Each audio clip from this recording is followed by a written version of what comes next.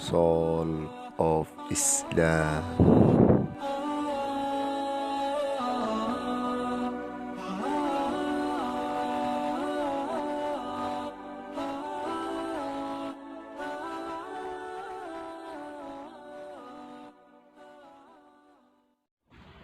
अस्सलामुअलैकुम वरहमतुल्लाहि वबरकातुहू। Soul of Islam की तरफ से मैं एक न्यू वीडियो के साथ हाज़िर हुआ हूँ। इस वीडियो में मैं आपको एक अहम मसला बताना चाहता हूँ।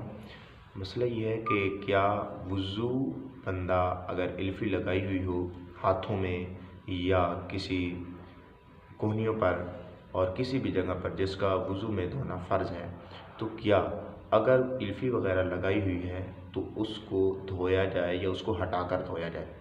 तो इसकी शरीयत के अंदर जो मसला है कि उसको हटाकर फिर धोया जाए, क्योंकि ये एक तह सी होती है जो उस जिस्म पर जम जाती है और पानी जो है उस जिस्म के नीचे सिरायत नहीं करता।